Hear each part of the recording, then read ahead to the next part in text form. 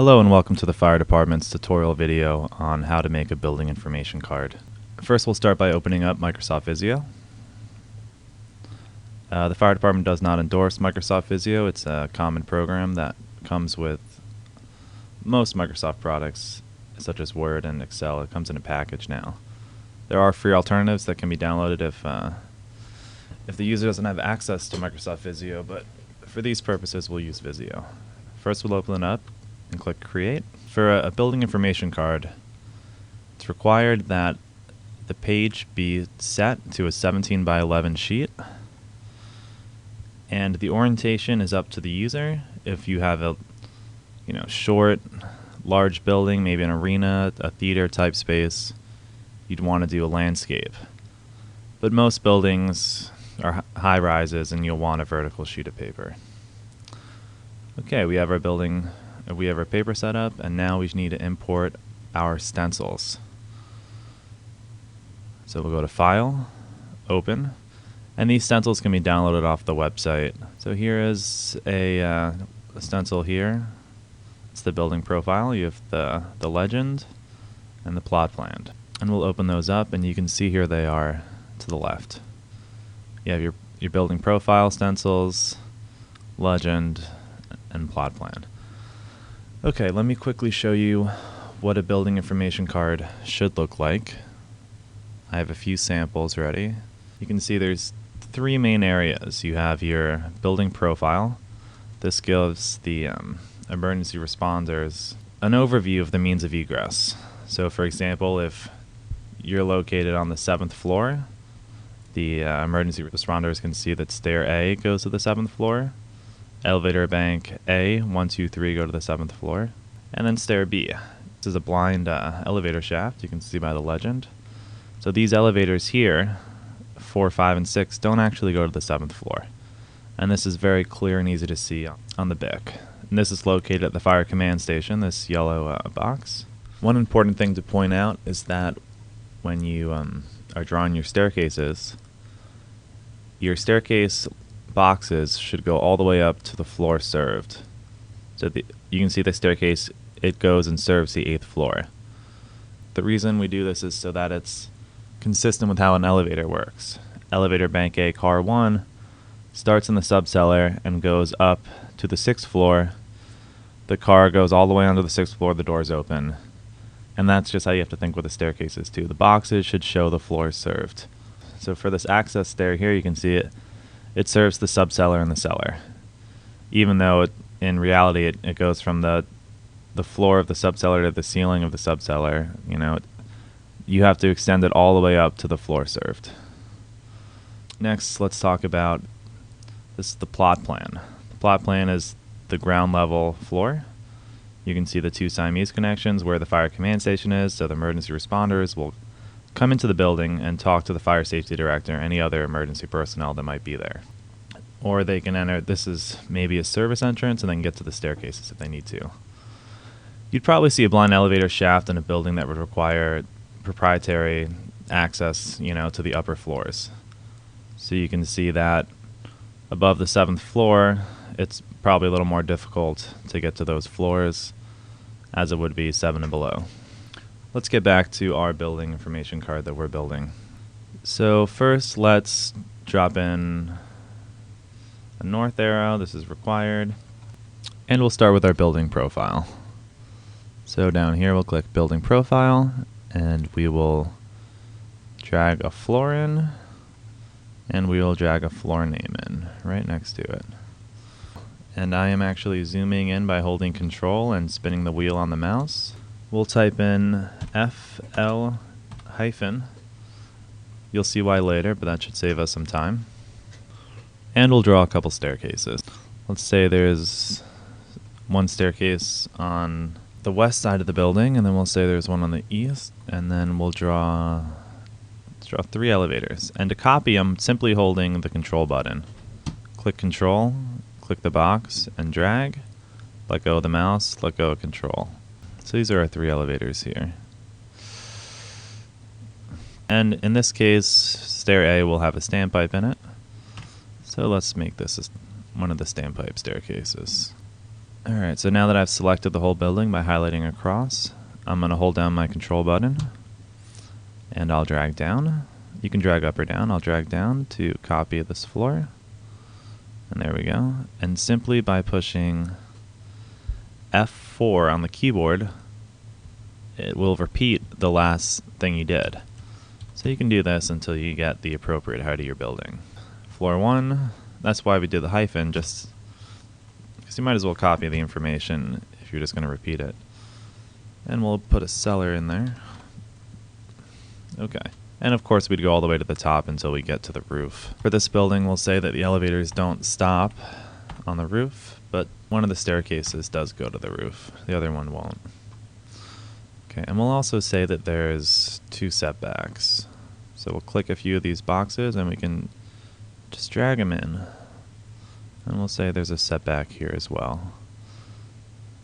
Okay, and just to kind of make these more clear, we can drag this out a little bit longer. And that's how we do a setback. We can throw, if there's HVAC units on the top, we can put our HVAC unit, we can even write a little call out. You know, you can say maybe hallways and lobby. There's a number of ways you can do this. You can also just simply click the text box option and just write a little note to where that HVAC unit serves, and copy as many as you have. If you have 2 or 3 units up there, you can label them. And there's a place on the plan to put that. It's always best to, you know, make your one floor and copy that floor and go up. It keeps everything nice and neatly arranged. And if hypothetically you have a really big building and, it takes up a couple pages, it doesn't really matter. You know, you can change the dimension of this, and shrink it, blow it up, depending on your building, and then you can get it in there. Now let's label our staircases. Drag that in below. Okay. Stair A. Now let's label our elevator. Okay, we'll call this elevator bank A and copy this over and copy another one. Car 2, car 1, car 3. So we're doing the control. By hitting the control button, you get that plus symbol and you can drag it over again. And we'll make this stair B. Of course, right now we're making a fictional building, but your building information card should reflect the actual building in hand, of course. You know, if things aren't called stair A and stair B, then they should be called the appropriate name. You'll notice that staircases are always lettered. Elevator banks are lettered as well according to the building, and fire code in the cars should always be numbered. Next we'll move on to our plot plan. Our plot plan is an overview of the ground floor. For this demonstration we'll do a simple box, and you can adjust the size of your box. Hit control again, drag everything over. Whoops, I had too much selected. Okay, and that's our basic outline. We'll say this has 2 revolving doors, and we'll put a double door on this side over here. Next, let's label the streets. So I'll click text over here at the top, and I'll go down. And we'll say that we're on Broadway. We'll say we're on 15th Street.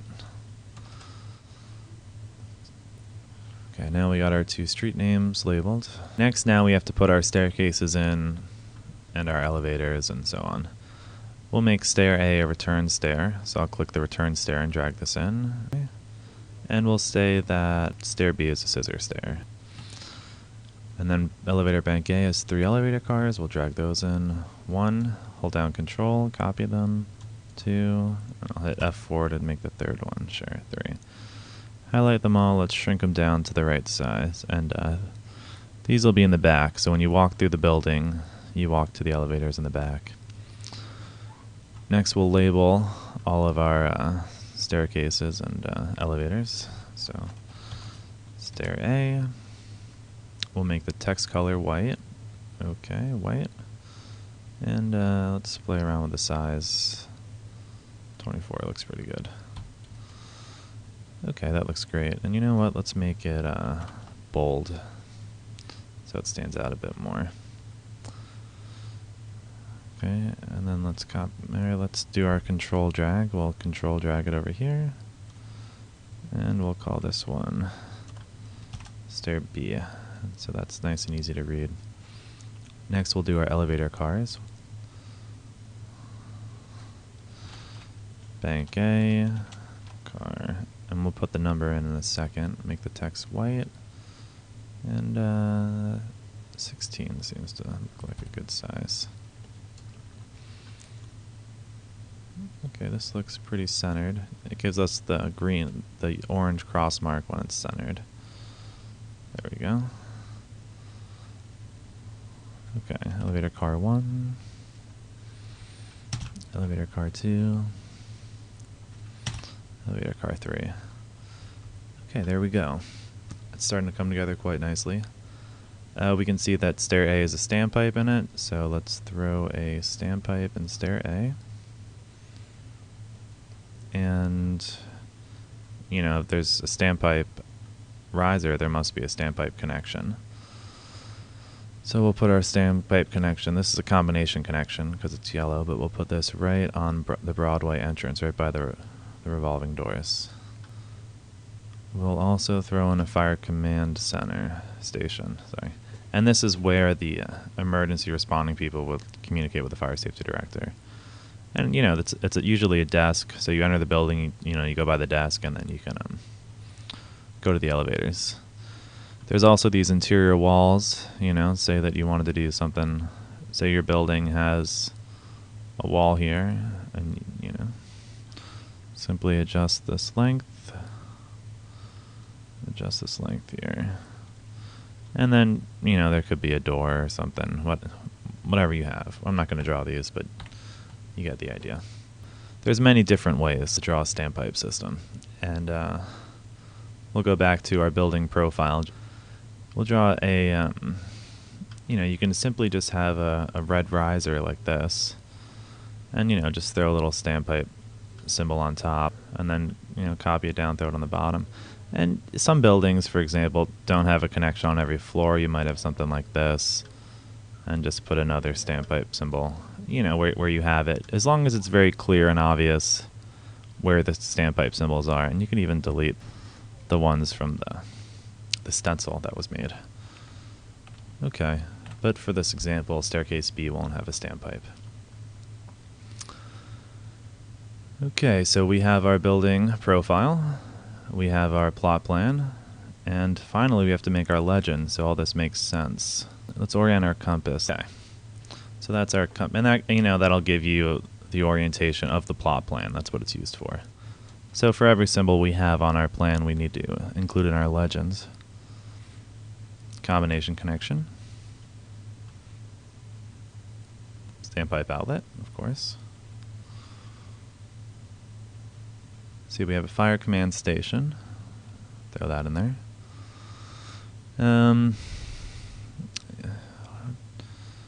No mechanical equipment. If you have them, you can put them in, but you don't forget to also include it up here on your legend. You have let's throw one in there, sure. We have a HVAC unit. We have mechanical equipment room on the penthouse floor. So now we can go back to our legend and throw that in there. Sure, we have a mechanical equipment room, staircase, elevator. And that's about it. And the color coding, again, is very specific. Elevator should always be blue. Staircase is green. Access stairs orange. It's a well-defined coloring scheme that we use.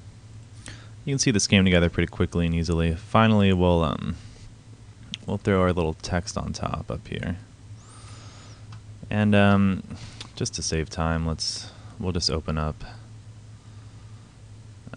one of the other examples, and you can see this is one that we spoke about, but so you throw this text at the top, and And here you put the building address. That's about it. Let me show you one more thing, just so you guys know how to do this. When you're finally done, you'll go to File, Save As, and you can save as a PDF.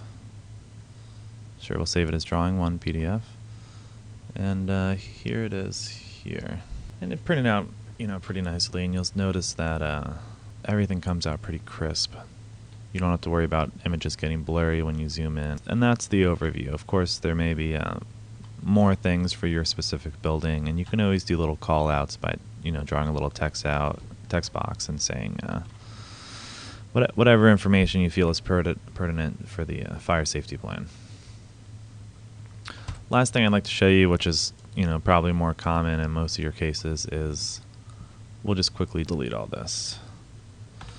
And this time we'll go to Insert, and we'll insert a AutoCAD drawing. It's going to scale it, that's fine. We'll uncheck the two lock size position against detection, and that's all. Click OK. Here we go. And this is a drawing that I made quickly in AutoCAD. You can even use from the building profile the green boxes, drag it in here over the staircase. There's layering, so you can actually send to the back, because these are just black lines and everything else is clear. So it's just these black lines are the only thing that will rest on top of it. And you do the same thing with the elevator. You just drag in the elevator. And this is a really easy way to take a CAD drawing and, very simply put everything in. Go back to your plot plan and insert your standpipe connection, whatever your building may have. And yes, this is probably more common. You won't be making your own, but we provide you with the ability to do so. And that wraps it up. Hopefully this was informative, and we look forward to your submittals. Take care.